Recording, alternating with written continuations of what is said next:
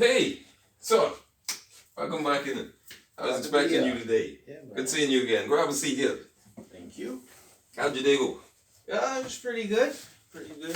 That's good. That's good. Well, Materials and stuff.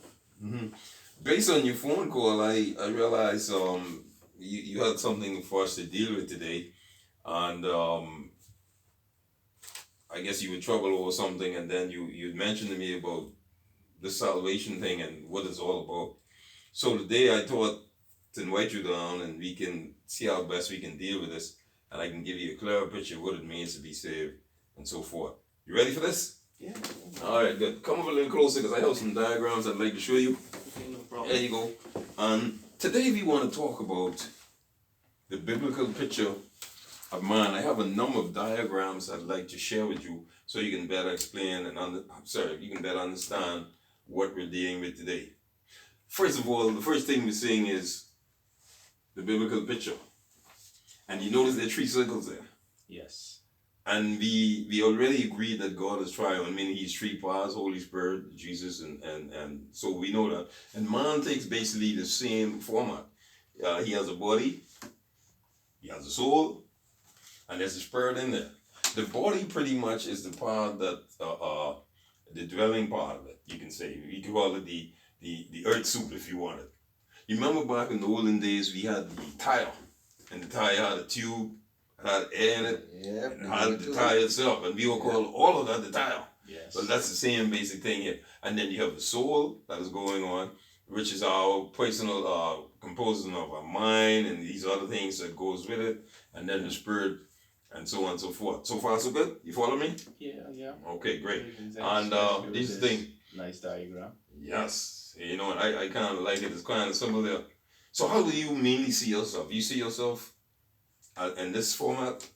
I mean, this is actually kind of new info for me, but it's making sense so far.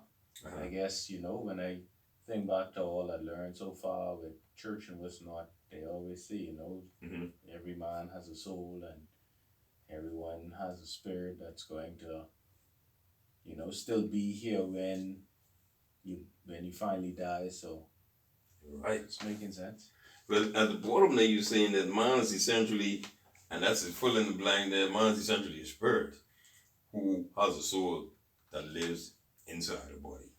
Okay, so this particular one was pretty good, and now we're getting the feel to see how it really works. So we're gonna now look at the second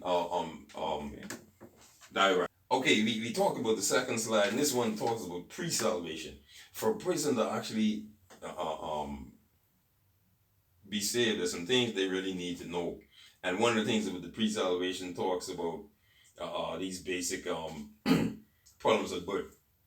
Just like John chapter 3 tells us about, Nicodemus said, he asked Jesus, how can a man be born again? And Jesus said in verse 3, how can a man be born again? He asks about it, and he says, a man, he wanted to know if he could enter the second time. But Jesus said in verse 3, except a man be born again, he cannot enter the kingdom of God. So those three things right there, the pre-salvation, you notice that little SIN word in between the diagram right there? In between. Everybody has? Yes. Yeah. Yeah. That is man's problem. Man, after the episode in the garden with Eve and Adam and the fruit, they plunged into sin, and they plunged into a Christless eternity. They were heading for Christless eternity simply because now they have breached the divide, I guess we can call that, between God and man. And now some things have to happen. Okay, so basically we see right here basically is the pre-salvation. That sin there is with the problem. Now you notice that F in that diagram, it talks about flesh. All right. Okay. Now I know you're thinking about your physical flesh, and to some degree it means that, but basically when you talk about flesh, we talk about self stuff that you do.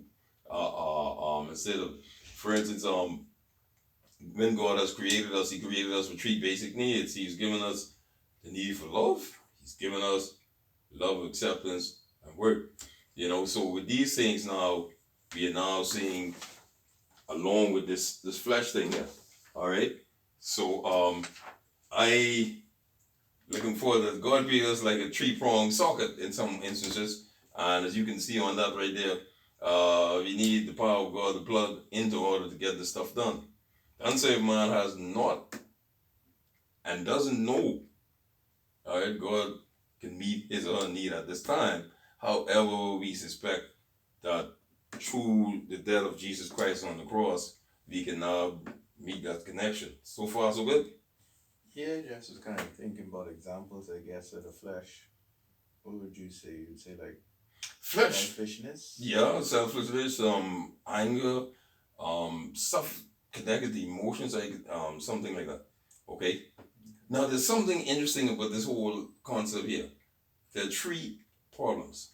Problem number one, we are spiritually dead. We talked about Adam and Eve and what they have done to plunge the entire whole world into sin. Secondly, the second problem is God is not in our lives. And simply because of what has happened again. And then the third problem is it doesn't take a million sin for us not to go to heaven. In fact, it doesn't take any. Because we were born in sin and in trespasses. And as a result of that, man was separated from God. And that is the big problem right here. If you look at our circles right there, that little sin comes right in between, and now there's no connection. That's the separation. Yes, sir. You got it. All right. So the basic problem with the bird is that he's been separated totally. You know, and sometimes you might walk around, you see persons them who supposedly not saved, and they are living a life and seem to be making it better than anybody else. Yeah. But at the end of the day, he will stand before God, and if he doesn't know the Lord in a personal way, this is where our problem is going to be. So now we're going to look at the next one. Slide. This one is a bit different. It's showing us what happens when a person gets saved. The last one we touched on was the sin was separating, so we can call those persons lost. And this is important to understand because until we can understand, and before we can actually be saved, we need to understand that we lost. If we don't accept the concept that we are lost and on our way to Christ's eternity, there's no need to be saved. I remember the story of the guy in the boat. You know, he was screaming, somebody save me. And then he prayed for the Lord to save him. A helicopter came by and he said, no, the Lord can save me. Couple of fellas came by in another boat. And he said, no, the Lord can save me. And then finally, he died. Because he didn't want to accept the fact that, you know, things wasn't supposed to be that way. You know, and looking at this here, you see in this particular one, you notice there's a cross there on top of the sin. And that's what makes it so important. John 3:16 is so important in this instance here. Because when we look at for whosoever believe in him should not perish. Basically, yeah, and have everlasting life. And this is how we arrive at this, because when we look at what Jesus has already done on the cross, you know, in Christ our spirit is no longer dead, but it's alive. You know, and his spirit is light and alive. The cross tore down all those barriers, all of them. So when we think about what Jesus did on the cross 20 plus thousand years, 2,000 years ago, and when we think about it, and we you know, a lot of people, they don't really understand what happened up on Calvary. But you know, as we continue to go through these diagrams, you know, as Christians, you now know that a new spirit and a new nature is placed on the inside. If you look at this carefully, you see there's God, and then he's in the middle of that diagram. It simply suggests now that God has moved into the person's life, and that he's now waking from the inside. And this is one of the problems we're seeing in our communities and in our countries daily, because people, they try to change. You know, they make these New Year's resolutions and they do a million things. But at the end of the day, we're saying that the work needs to start from the inside. Okay, let's go on to the next one. Okay,